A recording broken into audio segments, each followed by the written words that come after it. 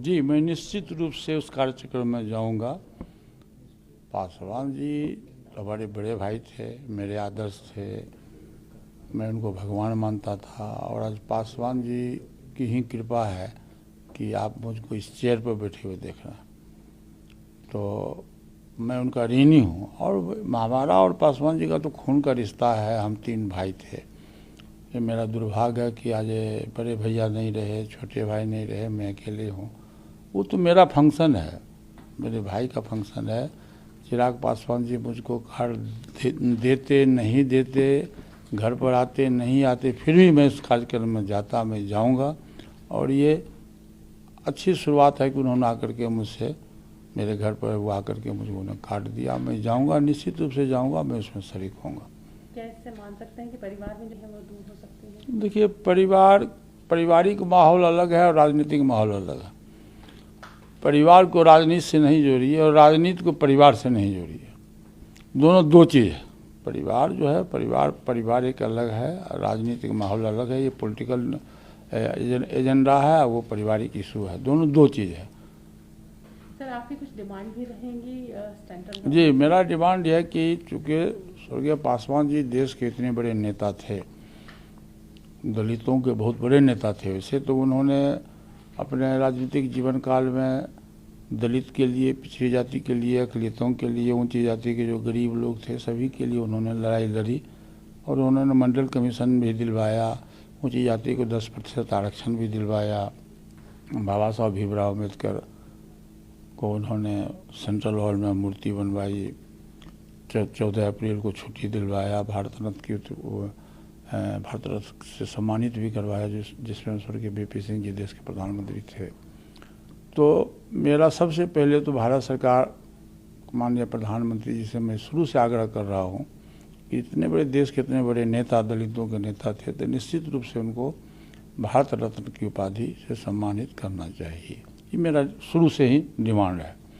और दूसरा है कि बिहार सरकार में भी, बिहार के जो माननीय मुख्यमंत्री जी श्री नीतीश कुमार जी हैं, मैंने उनको भी पत्र लिखा और जाकर स्वयं भी जाके मिल के मैंने कहा कि 1 नंबर पटना का 1 नंबर व्हीलर रोड जो है, जहाँ मेरा पार्टी कार्यालय है, वो 31 बरस से हमारे नाम से आवंटित है। पहले जब मैं बिहार सरकार का मिनिस्टर हुआ था उसी समय मेरे नाम से आवंटित हुआ था और बाद में वो पार्टी कार्यालय के नाम से हो गया। और पासवान जी जब भी दिल्ली से जाते थे तो वहीं रुकते थे, एयरपोर्ट से उतरे, एयरपोर्ट के बगल में वहीं रुकते थे, वहीं खाते थे और वहीं से टोटल पॉलिटिकल कार्यक्रम भी होता था।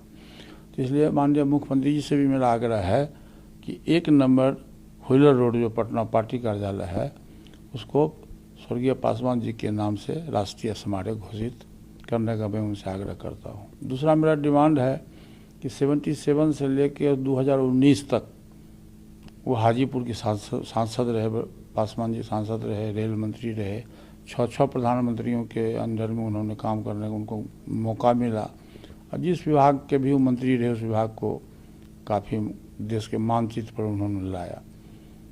और हाजीपुर की जनता के बारे में वो कहते थे कि हाजीपुर हमारी माँ है और हाजीपुर के जब तक वो जीवित रहे तब तक हाजीपुर की जनता को सेवा करते रहे।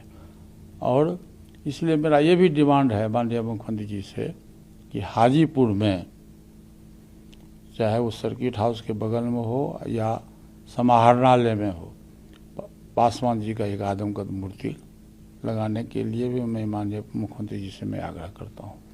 फिर भी इस बार भी मैं जाकर के फिर दोबारा उनसे आग्रह करूँगा। और 8 अक्टूबर को प्रथम पुण्यतिथि है उनका, जिसको हम लोग मनाएंगे पार्टी कार्यालय में। और उसमें मैं माननीय मुख्यमंत्री जी और महामहिम राज्यपाल महोदय को भी मैं निमंत्रण दूंगा, आग्रह करूंगा कि वो लोग आएँ। और उसमें मेरा प्रयास रहेगा कि माननीय मुख्यमंत्री जी ये दोनों जो पासवान जी के नाम से स्मारक और मूर्ति का घोषणा मैं चाहूँगा कि उस दिन कर दें।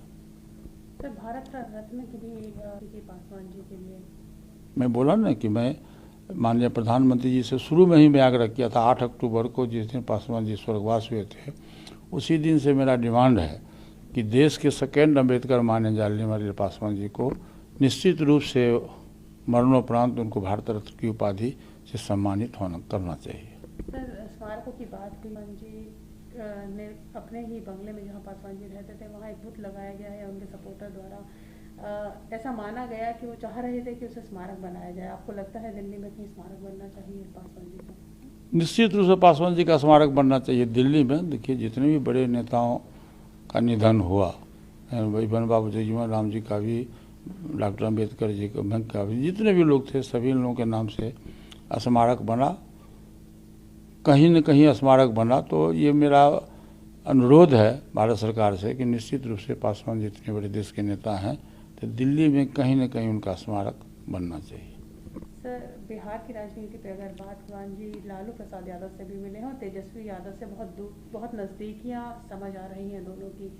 आपको लगता है कि दोनों में गठबंधन हो सकता है और इसका बिहार की राजनीति पे क्या? देखिए ये तो व्यक्ति बलवान नहीं है, समय बलवान होता है। मिलना जुलना कार्यक्रम राजनीति में सब चलता है। अब मिलने जुलने से उसका कोई अर्थ गलत नहीं लगाना चाहिए। जब समय आएगा, परिस्थिति, बस उस समय क्या परिस्थिति होता है उसके आधार पर तय होगा। अभी तो चिराग पासवान जी से आप पूछेंगे कि चिराग पासवान जी का झुकाव किधर है। चिराग पासवान जी अभी तो वो कार्ड देने गए थे तेजस्वी जी के यहाँ या लालू जी के यहाँ कार्ड देने गए थे।